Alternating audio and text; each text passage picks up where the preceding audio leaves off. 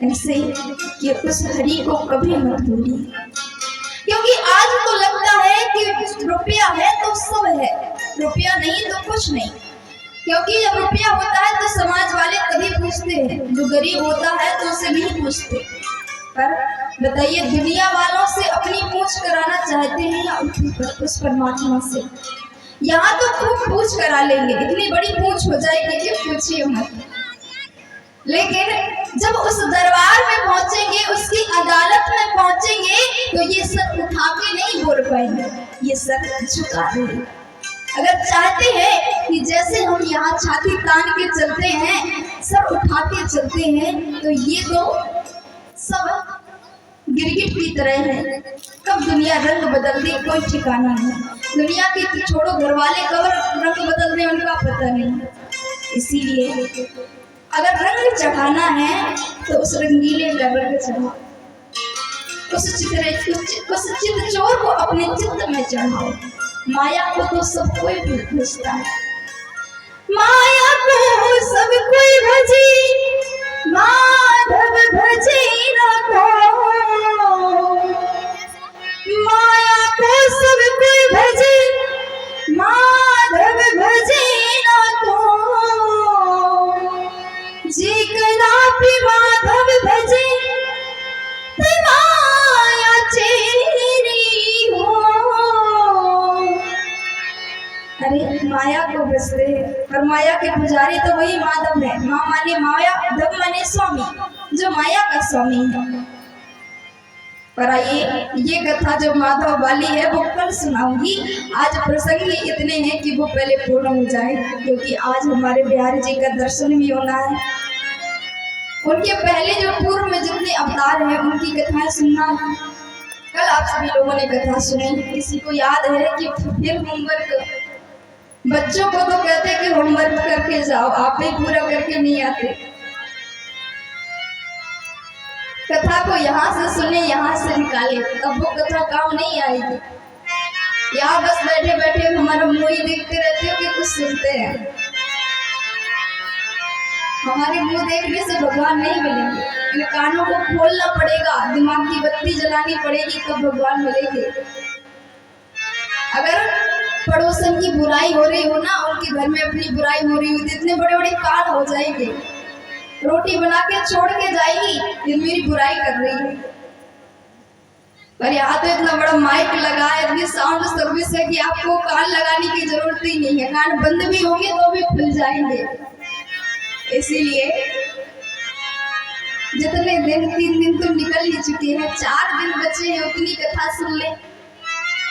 तो आइए सभी लोग बोलिए श्री वृंदावन बिहारी लाल की। कल सभी लोगों ने कथा सुनी। नाम के प्रभाव को ही बता गया कि श्वास श्वास नाम वृथा श्वास मत लीन। और सत्य बात है, अजामिल जी की कथा सुनी जिसमें बताया कि नाम का प्रभाव क्या है, और यही होना चाहिए कि श्वास श्वास पर उस प्रभु का नाम होना चाहिए। मन से भले ही आप कहीं और हैं, पर ये दिल उनसे जुड़ा होना चाहिए। श्वास श्वास पर नाम रटे, हर श्वास पर उसका नाम रटे, और जिस श्वास पर उसका नाम ना होना, वृथा श्वास मत लीन। ऐसी श्वास की क्या जरूरत है? दोस्त यारी में होते हैं, आपने देखा होगा। अभी तो आप वृद्धावस्था आने वाली है आप लोगों की, पर जब आप हम लोगों की उम्र में होंगे तो आपके भी मित्र रहे होंगे खूब, स्कूल कॉलेज में, पाठशाला में खूब सारे। तो उनमें दोस्ती में कहते होंगे कि अगर तू मेरा दोस्त नहीं रहा ना तो मैं मर जाऊंगा। होता है ऐसा कि नहीं कि अपनी अपनी दोस्ती सबसे पक्की, कसमें खाने लगते हैं दोस्ती के ऊपर। पर ऐसी दोस्ती क्या कि जो जब आपके पास रुपया है, पैसा है, ऐश्वर्य है, तो वो दोस्त आपके हैं। जिस दिन कुछ नहीं है, आप इतनी बुरी अवस्था में है, तो वो मित्र भी मुंह फेर के चले जाएंगे। तो इसीलिए श्वास श्वास पर नाम रटो, प्रथा श्वास मत लीन। ऐसी श्वास को भी ठोकर मारिए कि प्रभु मुझे आपके नाम के बिना नहीं जीना है।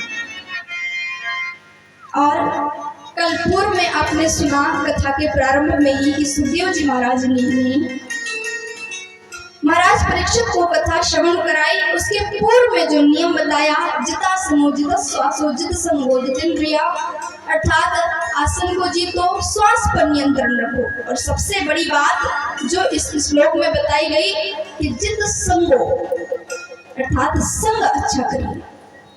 आप सत्संग में आएंगे तो भगवत प्रेमी बनेंगे, भगवान के प्रति आपका स्नेह और प्रेम बढ़ेगा। ज्वारी के पास बैठेंगे तो घर का सब निकाल के बाहर ही करेंगे। क्या पता किसी दिन अपने बीवी की चूड़ियां, सोने का हार जो बड़ी मेहनत से बनवाया था वो भी चला जाए। अरे अपने बच्चों के, अपने पत्नी के सुख दुख को बांटिए। क्योंकि एक बार की कथा है, पहले वो सुनाने जाऊंगी फिर कथा को आगे बढ़ाऊंगी। कि एक बार संग में ही ऐसे ही, जैसे यहाँ पर कथा का आयोजन है, प्रवचन टाइप का था, वहां पे एक महानुभाव प्रवचन पर आए। उनका टॉपिक था कि उन्हें शराब के ऊपर, शराबियों के ऊपर बोलना है। तो वही टॉपिक था, पर जो श्रोतागण थे उनमें एक शराबी 2-3 बैठे थे, वो अपने भाषण देने लगे। पर वो जो शराबी था, दारू पीता था, वो खड़ा होकर बीच कथा से उठकर बोला कि महाराज जी आप शराबियों को मत भला बुला कहिए। बोले क्यों?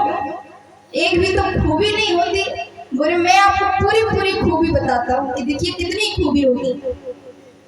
पहली बात, जो पक्का शराबी होगा उसे कभी बुढ़ापा नहीं आएगा। बोले क्यों? बोले जो पक्का होगा बिल्कुल नियम धर्म कर्म से होगा। इतनी पिएगा कि सुबह शाम कुल्ला तो उसी से, शाम का भोजन तो उसी से होता है ऐसा। तो बोले कि पीते पीते ये हालत हो जाएगी 50-60 से ऊपर ही जाने के पहले गोविंद आए, भगवान ना करे किसी के साथ। लेकिन ये बात जो सत्य है वो मैं बता रही हूँ, क्योंकि मैंने एक किताब में पढ़ी थी। और बोले दूसरी खूबी क्या है? बोले दूसरी खूबी ये है कि शराबियों के घर कभी कोई चोरी करने नहीं आ सकता, कभी चोरी नहीं हो सकती। बोले क्यों? क्योंकि वो अपने घर चोरी के लिए कुछ बचने नहीं देगा। तो चोरी करने क्या करेंगे, क्या करेंगे चोरी करके? बोले तीसरी खूबी कौन है बता भैया? बोले तीसरी खूबी ये है कि शराबी को कभी कुत्ता नहीं काट सकता। बोले क्यों? बोले कुत्ता चाट तो सकता है पर काट नहीं सकता। बोले क्यों, ऐसी बात क्यों बोल रहे हो? बोले जब पीकर नशे में धुत हो जाते हैं तो किसी नाली में पड़े रहते हैं, अब कुत्ता आएगा तो वो तो यही कहेगा कि ये तो हमसे भी गया गुजरा है, तो उसको भी दया आएगी तो थोड़ा चाट पूछ लेगा और भाग जाएगा। तो काट नहीं सकता पर चाट सकता है। धन्य ऐसे महान भाव जो ऐसे जवाब देकर महाराज जी को गए। महाराज जी को भी हंसी आ गई कि धन्य में तो पक्का शराबी है। पर ये कथा कराने से, सुनने से कुछ नहीं होगा।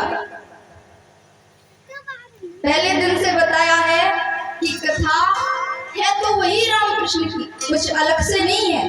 सब जानते हैं कि रावण का युद्ध राम से हुआ, राम ने रावण को मारा। कृष्ण का युद्ध कंस से हुआ, कृष्ण ने कंस को मारा। और छोटी मोटी कथाएं जो बीच में आती हैं वो सब जानते हैं, बच्चा जानता है। तो क्या फायदा इतना बड़ा आयोजन करने का, कथा कराने का? हमें भी कोई क्या फायदा है?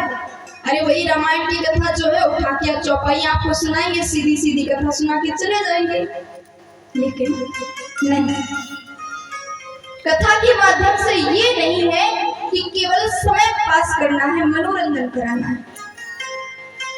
उसका मतलब ये है कि उन कथाओं को सुना करके हम आपको जीवन जीने का जो ढंग है वो बता सके।